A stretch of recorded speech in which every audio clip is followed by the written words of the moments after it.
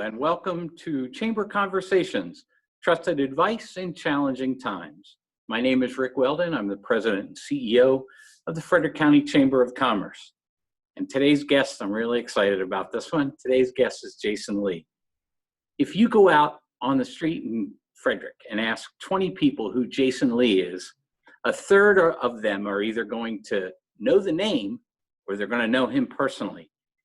Jason's a lifelong Frederictonian, and he's a man who understands the concept of giving back in a way very few others do.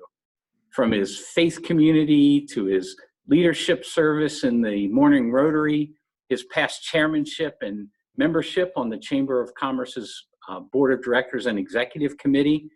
He served on the Workforce Services Board and the Business Council of Interfaith Housing and Hood College, and his dedicated service to his International Trade Association. Jason launched Lee Building Maintenance after helping to build another very successful professional cleaning services company here in Frederick County. And his clients include our leading healthcare companies, technology companies, big nonprofits, as well as small businesses of all types. It's a real pleasure and an honor to introduce today Mr. Jason Lee. Jason, welcome. Hey, thank you, Rick. Thank you for having me today as part of this conversation. That's great. So there's just so much going on in our world right now that people don't understand. We felt like these conversations would be a way for us to bring trusted subject matter experts and thoughtful people in our community to our membership. And in this time, we're not even restricting this to our membership. We're making this information available to the community at large, because I just think at this point in time, thoughtful, rational conversations with caring people is something that has value, whether or not somebody's a member of our chamber or not. So to start this, if you're okay, I'd ask you to talk about why, as an industry leader, you think it's important moving forward to have a professionally trained team come in and do office cleaning. Yes, and Rick, again, as I said, thank you for having me today. And I want to start out by saying as well, thank you to all the first responders out there. We were in the community, our nurses, our doctors, our EMS staff, the police, all those folks that are putting their lives on the line as well, even those working in nursing homes, nurses there as well. This is a good question. I call our team as second responders. We're the ones that come in and kind of clean up, per se, in office facilities or manufacturing or medical. And I think it's important to have a certified trained cleaning company to come do your space, because things have just changed. This COVID-19 is it's a virus, airborne, but then as it gets on surfaces, there's EPA products that have to be used to be able to clean those surfaces. And I think it's super important to have the training from the chemical companies, the folks that supply. We need to have that advice to pass down to us as we use it. So I think it's so super important, even down to how you get yourself together as far as your PPE, which is personal protective equipment, having those things like that, because at the end of the day, you just want to make sure that you're safe. I know when our staff goes out, we just want to make sure they're safe as well. So a couple of weeks, so it's actually a month now, it's been a month. This insanity has lasted for a month, but before we actually had to shut down buildings and send people away and to home, you came in and hosted a webinar for members, particularly members that had concerns in this area. And, we weren't talking about COVID-19. We were talking about what it takes to make a workplace safe. And you talked about, in the course of that video, and then the Trade Association also went into a little bit more detail about sort of best practices and products. And I know from your perspective, because you're sending out, your most treasured resource, the people who work for you, in situations that could be dangerous. So I know that you have these best practices and products that you've experienced. Could you talk a little bit about what those things are, so that employers who are starting to think about bringing people back to work have some of that knowledge available to them? Well, I think one of the key things here is having a true EPA disinfectant. And I think as we talk about from a commercial standpoint, I think we also got to talk about from just even residential or household use, because I know the viewers here are vast. But when you go to the store or wherever you go get these chemicals, your chemicals, making sure when you look on the back of your chemical, there is a number one that it can be a kill claim to the virus. And what that means is the biggest thing you're going to see on the back of any of those things that are approved will be a dwell time.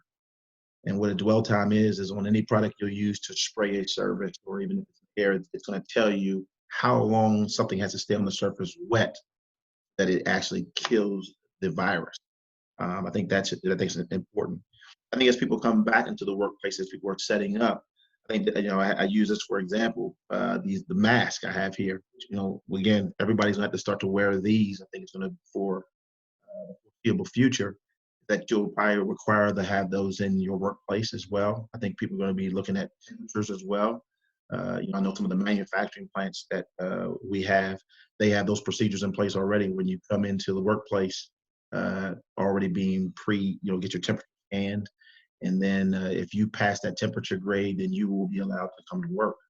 I think you also have to look at, your social distancing space, things like that in your office.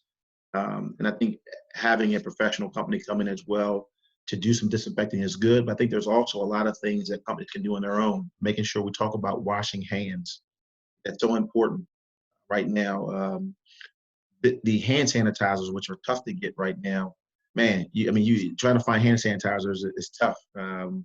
But we got to adapt. But it goes back to good old-fashioned hand wash. And make sure you have a hand wash for 20 seconds. The other thing you might look at is depending on how your meetings are set up, making sure maybe after a conference room is used, making sure that room is properly disinfected afterwards. I think there's things that you can do with your staff, that you could also save on money as well, about when those meetings are done, either with wipes or with the proper, again, EPA registered disinfecting, kind of going back and spraying touch points. It's going to be so super important. So when you send those team members out from out on Rexford Road to go out and do the work that they have to do, what's some of the advice that you give to that precious resource that you're the steward for?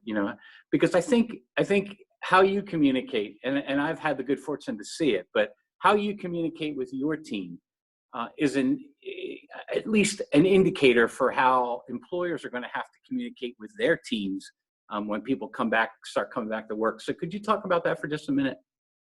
I think one of the things you got to be honest and real. I think this is a real virus. It's real, and I think we got to be able to address it in a way where you got to hear your people.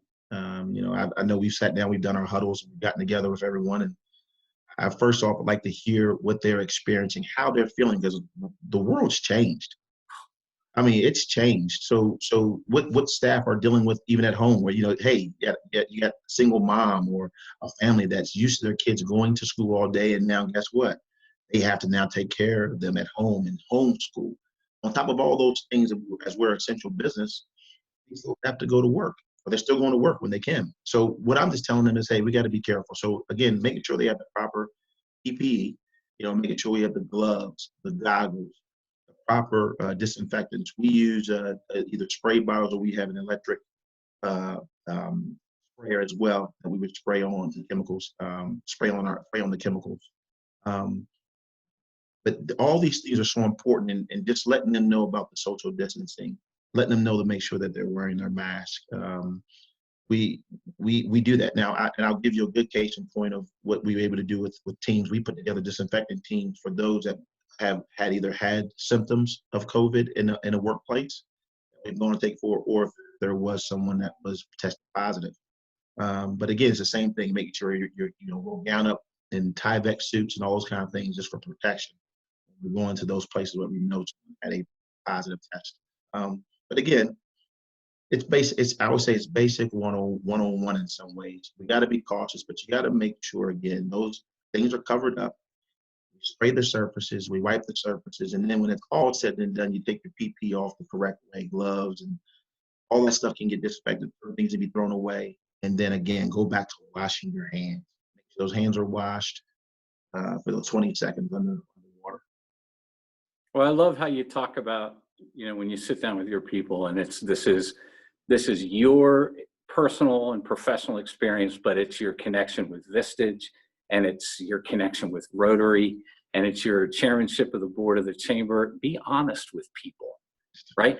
Because I have to tell you, in pandemic is a classic example of this. Man-made or natural disasters are a classic example of a leader who understands the important thing is to just lay all the cards out on the table. Don't try to be cute. Don't try to manipulate information, because people are going to get that information somewhere else. And then all that does is erode the integrity of the leader in the eyes of the people that they lead, if they're not the ones being blunt and direct. We've been trying to do that with these conversations and with the video we put out last week where I talked to members, is just, look, we're all concerned. Yep. We're all facing uncertainty in terms of our financial futures.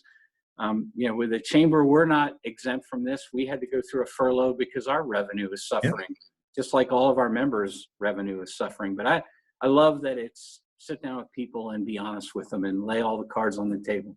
Yeah, I think those are just so important at this time. As we were looking at care of medical facilities during this time, I think the key, even we put ads out that we were looking for heroes, and really explaining that, hey, we are like that second responder to this. And again, you have some people that are just going to say, you know what, not my thing at this particular moment, because they also are looking for their underlying conditions, or they just may not feel it. And we get it. Trust me, this is unprecedented territory. Yeah. But there are going to be those folks that answer that call, and then our goal is to make sure they're safe, they have the things they need to go to these locations. Because again, it's our job to go in and get clean. So I talked about how everybody knows you, and I talked about how you run a great company and you have incredible value. You hold your employees in incredible value, and you're a Vistage guy, so as good as you think you are, you can be better. And all that circulating around, and as a CEO of a really successful small business, what are you seeing out there? What's the landscape telling you from your fellow CEOs, COOs, company leaders, with where we are right now with the local economy? I would say if we look back of probably a few weeks ago, I think a lot of us were thinking, the bottom's falling out and the world's like, man, what's going on? And again, I think if you watch enough news, you'd be 20 different ways.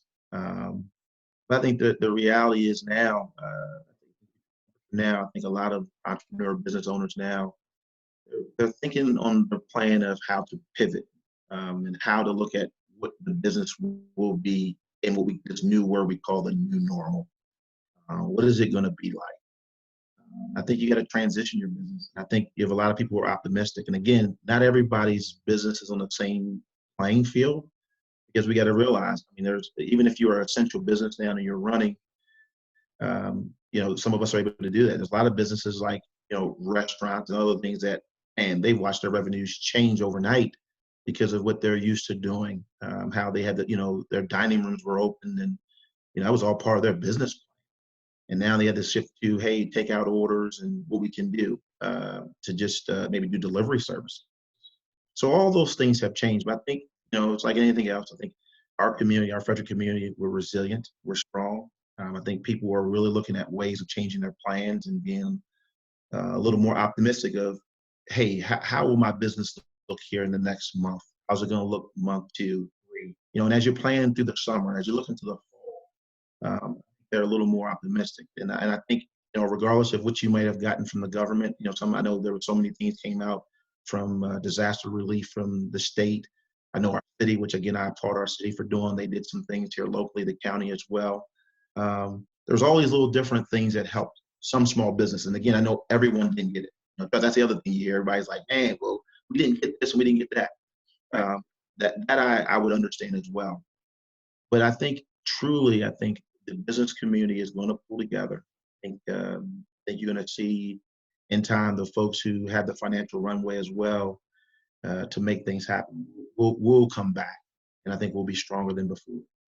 So I'm not sure everybody knows that's watching this, but I became CEO of this organization after having been the background guy, the behind the curtain guy for 7 years, at the same moment that you became chair of the board of the chamber. And I have to tell you, there isn't anybody I would have wanted beside me as a partner in leading this chamber through what we've been through in the last year. Because, as everybody knows, we pivoted. We looked at what our core value was in this community and decided it wasn't just B2B networking. That's important, and we understand the importance of that. But heck, look at what COVID's done to us. We can't have 200-person business card exchanges. And Jason, we may not, for the foreseeable future, be able to do that. But we launched our new branding, and we focused on advocacy and being a trusted provider of important information, like we're doing with this conversation with you. So in your role as immediate past board chair, can you talk about why being a member of the chamber has mattered to you and to Lee Building Maintenance? Well, Rick, I like to say, again, thank you for the kudos, but I do believe I go back to, we had a strong board when we were making that transition to things around and actually bring you on last year as the president and CEO of the chamber. And again, I look at my colleagues there on the board. I think we made the decision. I look at what we've done with the rebranding of the chamber. Man, I'm telling you, just unbelievable. I think the involvement in here over the last few months. Now, why I like to say I'd love to be part of the chamber is because of moments like this. Again, no one knew that this moment was going to happen. And I look at you and your team and what you've done as far as putting together these conversations. We had Sheree Moore from More Wealth, had Amanda Hadaway from HR Answer Box. Now you're asking me, and I guarantee you're gonna have other folks to come on because this could be our new normal.